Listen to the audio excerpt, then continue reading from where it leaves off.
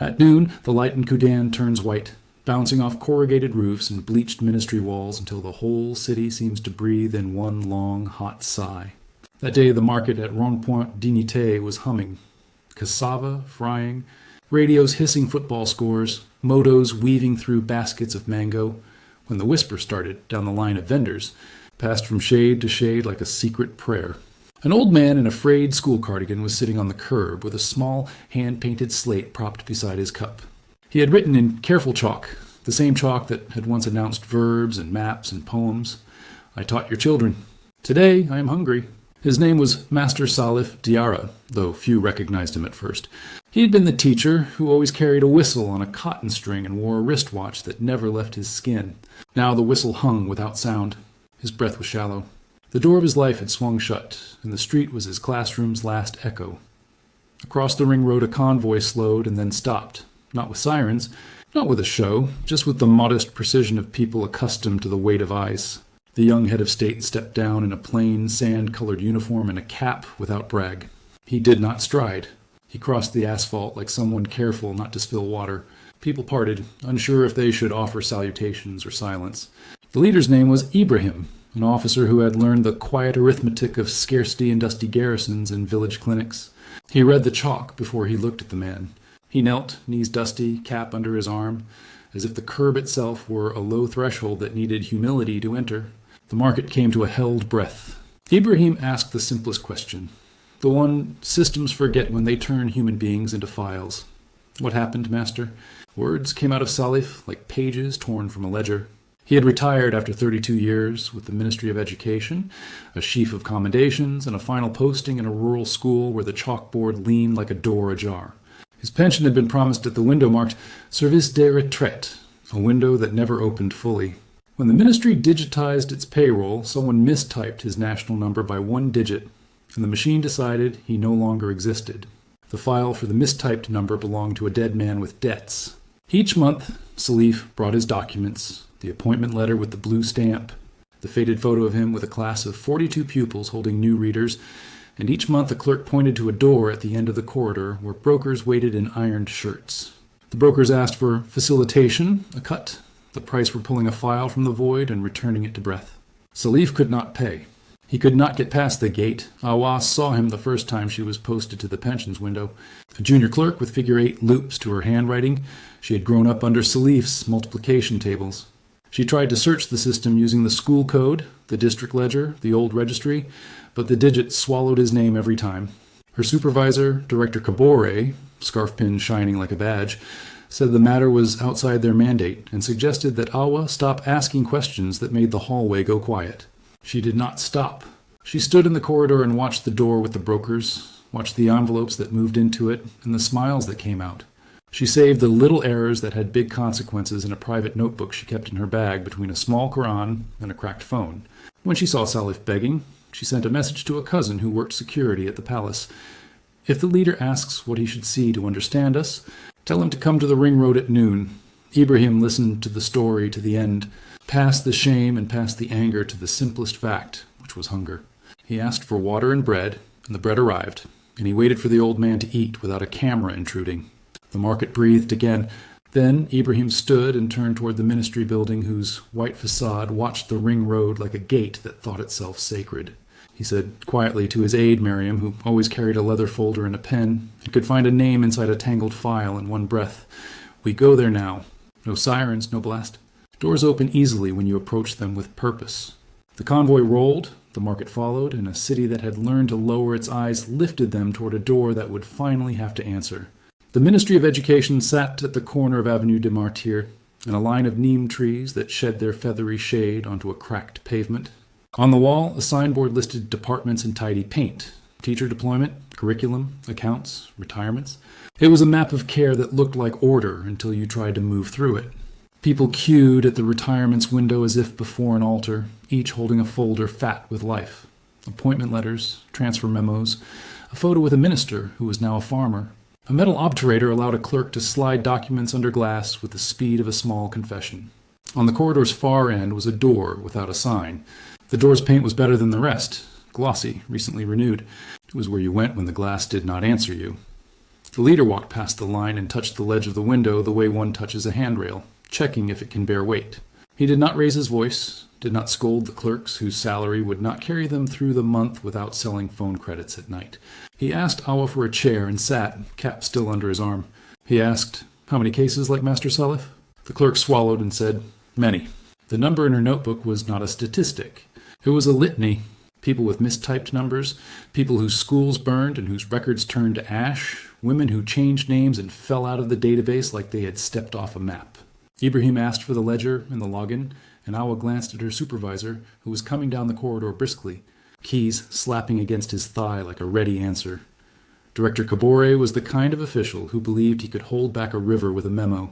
His hair was immaculate. His tie knew the geometry of power. He greeted the leader with the soft phrases of protocol and a guarded smile that had made many petitions die a quiet death at his door. He started to explain how the modernization program had been a great success. Millions of francs saved, leakages arrested, and then he pointed to the door at the end of the hall and said, as if it were a natural thing, that special cases were handled by a liaison unit to avoid confusion at the windows. Ibrahim's eyes went to the glossy paint and came back to the director's badge. He asked the question that eats through varnish. What is the cost of the liaison? Behind Ibrahim, the market was crowding into the corridor, peering past guards who had learned long ago that a city that watches is safer than one that sleeps. Imam Boubacar, who led prayers at the roundabout, stood near the back murmuring a verse about balance. A radio reporter held her microphone low but her phone high. Telegram groups began to fill with clips that traveled faster than official statements. The breath in the building changed. You could hear paper. You could hear a door being considered by its hinge. The director, feeling the space tilt, called for his assistant to bring the policy, a folder of circulars that spoke in a language whose purpose was to hide the simple answer. Awa's courage presented itself in a simple act. She placed her notebook on the counter. She opened it to the page where she had been drawing small gates in the margins, on days when the queue extended to the stairwell. Under the gates were names and dates, national numbers, and a mark for each time someone had been sent to the liaison door. Ibrahim touched the page with his finger as if feeling for a pulse. He did arithmetic out loud. If these 20 faces were sent to the door in the last 10 days, and if each needed to pay a facilitation to process urgency, then the river of small cuts added to a flood that did not flow into teachers' kitchens. The director objected that the leader did not understand the complexity. Systems required caution. The Treasury would frown at disbursement without due process. Ibrahim did not smile. He had seen due process used to explain away a woman's death in a clinic because no one could find the cashier, used to explain why a soldier's widow waited 6 months for a burial stipend, while a colonel's cousin built a second house. He stood, not in anger, but in a way that altered gravity. He walked past the window and stood before the glossy door. He put his palm on the paint and pushed. The latch released. Inside, the air was cooler. 3 men looked up from a desk where phones lay face down, vibrating. On a whiteboard were names and codes and arrows that turned a human life into a process flow. The men tried to stand and smile and explain. Ibrahim did not sit. He asked for their ledger, the one that did not match the official books. For a long breath there was stillness, the kind that separates habit from reckoning. The men hesitated, then reached into a drawer and produced a school exercise book, cover torn, pages numbered by hand. The gate had kept itself tidy. Now someone was reading the ledger out loud. The decision was made in the corridor, not in a cabinet room, because the corridor was where the wound was open and the breath could be measured. Ibrahim asked Mariam for his phone and dictated a simple order that she typed on the Notes app before the decree was formalized. For the next 30 days, any retired teacher who presents basic identity and service proof at the public window will receive an immediate provisional pension payment to be reconciled after verification. Treat first, verify within 30 days. He named it where everyone could hear, the first lesson protocol. The words carried the promise of a classroom where help did not wait behind a password. He told the Treasury representative on the line to open a small dignity fund in the government banking system with a capped daily float. He asked Awa to be the first signatory at the window for disbursement, with a senior auditor from outside the ministry as the second, and he asked the imam to witness the first day, not as a priest of the state, but as a neighbor. There was an intake of breath, more than one, like wind finding a hidden room. The director protested, invoking procedures and the sacredness of forms, but the forms had become a gate heavier than any door. Ibrahim told him the forms would remain, but the sequence would change. The human would come before the ledger would serve the human, and the door would no longer be a price but a passage. He appointed Miriam temporary steward to map the broken points immediately. The national number field without validation, the tie between the tax ID and payroll that assumed death when work stopped, the dependency on brokers for records from districts without scanners. He did not shout. He wrote 3 words on a scrap of paper and left it on the counter where everyone could see. Bread before badge. In the small office behind the glossy door, the 3 men tried to shrink. Their phones continued to vibrate, the unacknowledged chorus of a market that had learned to ask permission from the wrong gods. Ibrahim told the guards to collect the devices and hand them to the anti-corruption unit with their SIM cards and a receipt, so that nothing would be whispered away. He told the men they were not arrested. They were witnesses to a system that had made them operators. This was not mercy. It was geometry. If the structure invites a bribe, bricks will rearrange themselves. One must break the invitation, not just shout at the bricks. An aide opened the petty cash box at the window and announced there was not enough to make more than 2 payments that day. A vendor with flour on his forearms stepped from the crowd and offered to advance cash from the credit line he kept for back-to-school season, trusting he would be reimbursed. Awa hesitated until Ibrahim nodded, and she wrote the man's name in a column labeled breath and the amount he had risked. She handed Master Salif a paper with 2 stamps, one from the ministry, one from the imam's ring, and counted the francs calmly into the old man's palm. The room shifted. You could hear the thud of something abstract becoming real, a ledger reordering itself. Salif straightened in his chair and closed his hand as if holding chalk again. He did not thank the leader. He blessed the window. The blessing ran down the counter like water. Outside, crowds formed lines without being told. The convoy waited. Messenger groups flared. Teachers called teachers.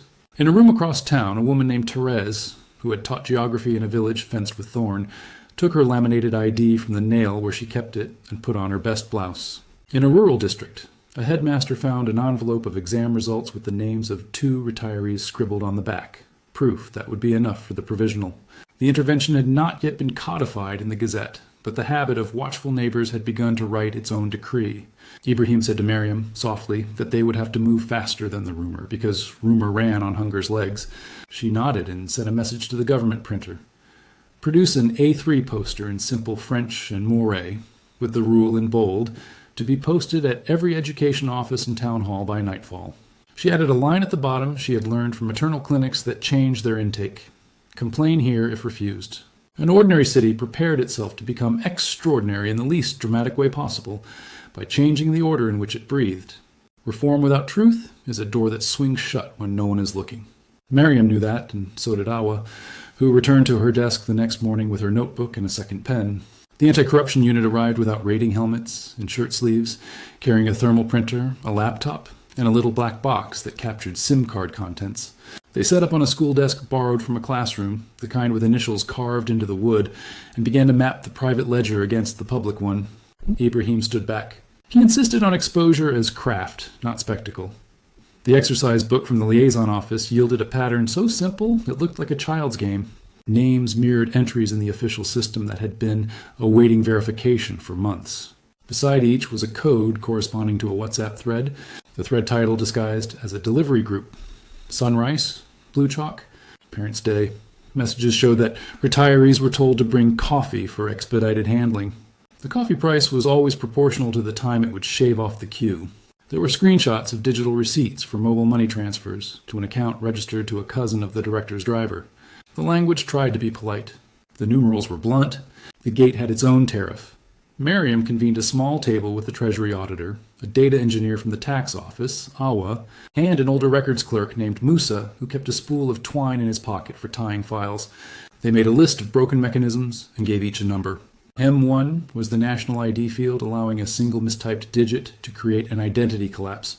M2 was the policy that treated an absence of salary as probable death and froze benefits without cross-checking civil registry. M3 was the liaison office itself, born in a modernization decree to streamline complex queries, which had no legal basis for fees and no monitoring. M4 was the lack of a timetable for verification, which turned every day into an invitation to buy time. They wrote these on a whiteboard repurposed from a parent-teacher meeting, and then they began to test fixes the way one tests a dusty hinge with oil.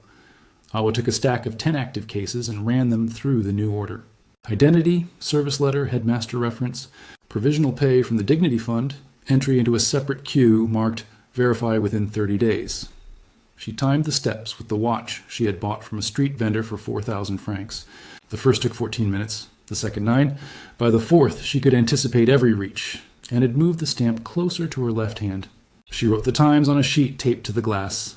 Door to pension, minutes. Next to it, the auditor taped a second sheet. Denials in last 24 hours, with a slot to note reasons in marker. The anti-corruption unit printed a QR code that opened to a simple complaint page. Refused at window, sent to door, demanded fee. At the bottom was an assurance in clean text, we call you back in 48 hours. It was a service level that would require breathing like a metronome. The director, bristling, tried to reclaim control. He went on radio to speak about enemies of progress. He summoned staff to a meeting where he warned of chaos. He wrote a memo restricting access to the system to senior officers. Ibrahim let the memo hang in the air for an hour, then signed an order placing the pensions unit under temporary stewardship of the auditor, and Awa as acting head of front office, with full system access logged by session. The logs would be published weekly on a public board. Number of provisional payments, average verification time, complaints resolved. He did not name the director publicly. He called him to a room with 2 chairs and a folder, and he read out WhatsApp messages that made the room's air heavier. Then he asked the man if he would help build the fix he had avoided by proof of work. The man asked for time. He was given until evening. The investigation spread without noise. In Zinyaray district, a school's paper registers were scanned with a phone under a blue sky and uploaded to a shared folder with names, service dates, teaching posts. In Tinkadogo, a widow brought a plastic-wrapped bundle of letters, and the clerk, newly trained, registered her under the first lesson protocol without flinching at the ink blots. The pattern held. The brokers lost their grip. Their phones stopped vibrating. Their ledger began to look like a book of prayers said to the wrong god. The truth-telling was done with artifacts rather than accusations. A login sheet with times no one could deny. A clause in the modernization decree that had been stretched beyond recognition. A call record to a number that could not be explained away as a cousin's. The leader set a tone that matched the work. Reverent where the city was wounded. Ruthless where the invitation to harm had been hidden in procedure. People watched the door. They saw it stop asking for a price. The exposure felt less like scandal than like the first clean breath after dust. In the week that followed, a ritual replaced improvisation. Ministries, like classrooms, lean on rituals. Miriam drafted a formal circular, 1 page, dense with intent and stripped of rhetoric. The first lesson protocol became law. Treat first, verify within 30 days. The Treasury established the Dignity Fund's line item with a small but protected allocation, releasing floats to districts based on projected volume, with rebalancing every Monday. The reform had a backbone. Any front office that sent a retiree to a closed door faced an automatic review by the auditor's team within 48 hours. The liaison office's signboard came down in the quiet hour between afternoon heat and sunset call to prayer. In its place, a window with glass like the others, and a painted sentence running the length of the counter so that no one could say they hadn't seen it. Bread before badge. The metrics board improved. Paper sheets gave way to a white monitor mounted above the windows where a single-page dashboard rolled like a patient heartbeat. Door to pension minutes, updated hourly. Verifications completed within 30 days, %. Complaints resolved within 48 hours, number. The numbers were modest, and in the beginning they were ugly. No one flinched. Awa stood beneath the board and learned to read it out loud to the line, explaining delays as if they were an algebraic step one could follow. She praised clerks by name when a spike went down.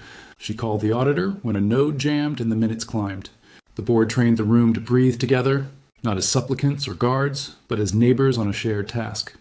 To blunt the perverse incentive, Ibrahim declared that any fee or facilitation related to pensions would be considered a disciplinary offense, and he paired the stick with a path, a small bonus pool paid quarterly to front offices that met service targets without a single substantiated complaint. It wasn't much, enough to buy a sacks of rice and keep a motorbike running, but it acknowledged the weight of the window. Payment came via mobile money to named accounts, transparent, not through the director's safe. The reform lent on embarrassment more than police. Once a week, Awa led a chalk drill that took new and old staff through the simple steps for intake. Greet, scan, stamp, pay provisional, log, hand back with dignity. They performed the drill, standing behind the counter with a stick of chalk and a slate, acting out the script and laughing at the clumsy parts until they weren't clumsy. Follow-through had teeth. The anti-corruption unit finalized its report. and sent administrative charges to the Civil Service Commission for the liaison operators. The director, confronted with the ledger's handwriting and his own memos, accepted reassignment to a role without walls, field audit lead for digitization backlog, a demotion that felt like a chance to earn back breath. He took it. A circular went to all ministries. If your modernization program creates a door, name the door, publish its purpose, and subject it to audit. The education portfolio became a model rather than a scandal. Communication mattered. The imam recorded a short sermon about the dignity of elders and the sin of making a gate for what God declares open. A Protestant pastor and a griot recorded versions of the same message. Radios played them between High Life and News. Posters in Moray and French explained the complaint channel. Dial a short code, send a WhatsApp voice note if you cannot write, expect a callback. Miriam's team built a weekly culture check. 3 questions sent to the phones of clerks and retirees after service. Were you greeted? Were you asked for a fee? How long did you wait? It took less than a minute to answer. Numbers rolled into a spreadsheet that anyone could request at the town hall.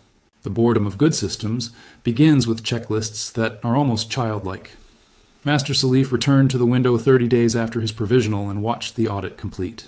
His record had been found in a district ledger that Musa rescued from a damp shelf, a proof cross-checked, the provisional reconciled, the regular pension established without drama. Awa asked if he would lend his whistle for the next chalk drill. He smiled and hung it around her neck. She blew once, gently. Every head in the room turned. It was not obedience. It was the sound of a classroom remembering its first lesson. When a door opens, everyone breathes. The resolution did not end with a speech. It continued with a receipt, a monthly alert on a simple phone, and a window that had learned a new reflex. Months later, the heat eased and Kudan's dust settled into a light film on window ledges and dashboards. People complained about ordinary things again: bus schedules, the price of onions, a soccer referee's eyesight.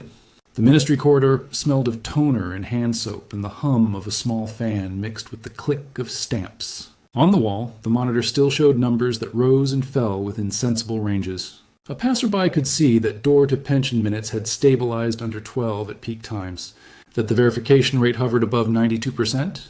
The complaints were answered within the promised 48 hours, except on the day the server died, and the note below explained, with a clerk's solid handwriting, that a generator now stood ready. The board no longer drew phones into the air. It had become a clock one glances at without thinking. Awa led chalk drills on Tuesdays. New clerks arrived with that slight awkwardness of people who know the rules are simple and therefore unforgiving. She showed them where the stamp sits to save 2 seconds, how to slide the receipt under glass in a way that keeps the edge from catching, how to say the word madame in a way that is both respectful and unafraid. She told them to watch the breathing of the line. If the breathing grew shallow, the cue was no longer a cue but a plea, and that meant something was wrong at the hinge. They nodded, repeated, performed until it looked like second nature. The drills were boring. That was the point. The reforms habit traveled. In the civil registry across town, a sign appeared above the counter where birth certificates were requested. Name the child today. Verify tomorrow. The registry chief had come quietly to watch the pensions window for an hour and left with a notebook full of tiny gates drawn in the margins. At the hospital pharmacy, interns hung a similar monitor that counted door-to-drug minutes. The city absorbed the idea that a ledger exists for breath, and that doors, if they must exist, should open outward. Children walking past the ministry could recite the line without reading it, the way they once recited state mottos without understanding. Bread before badge. The men from the liaison office took other posts or left public service. One of them started a phone repair stall under a neem tree near the river and set his price list in large letters so no one would feel the need to ask quietly. The director who had once curated gates wore dusty shoes in the provinces and did what people do when given a choice between being useful and being forgotten. He became useful. He discovered in a damp storeroom in Fada a box of registers from 1999 and called Awa to arrange a scanning weekend. He slept on a mattress under a ceiling fan that whined and woke with the sweat on his neck and realized he had not been this tired since he was honest for a living. No headlines cared. That was mercy of a different sort. As for Master Salif, he did not return to the curb. He kept his slate and wrote on it each morning before walking to the school where a young teacher asked him to read stories to reluctant boys after their last class. He wrote different sentences now, verbs turned into small advisories, a proverb here and there. Sometimes, in the cool hour before sunset, he passed the ministry and paused at the window to watch strangers become lines on a ledger and back into faces again. He touched the whistle on his chest, a reflex, and let it fall. He had taught grammar and maps and patience. He had not expected to teach a country how to breathe in the right order. Yet here it was, breathing. Ibrahim moved through the city, less visible than before, not because the cameras stopped caring, but because the cameras learned there was not much to shoot when systems work. He visited markets. He visited a rural school whose roof was a prayer. He asked after the numbers and accepted awkward praise without letting it turn into myth. He spoke in staff rooms about the sequence of care and the danger of doors, and he kept a small stone in his pocket from the day at Rond-Point Dignité to remind him of a curb where an old teacher waited with a slate and a cup. His aide Miriam kept the leather folder and the habit of writing down the broken mechanisms before anyone could pretend they were fog. The city did not become a saint. It became something rarer, a place where ordinary workers, clerks and porters and records officers with twine, knew their hands at the gate were sacred precisely because they were ordinary. The once glossy door was now indistinguishable from any other. People passed it without a thought, hardly remembering that it had once asked for a price. In the boredom of this, something heroic took root and refused to be uprooted.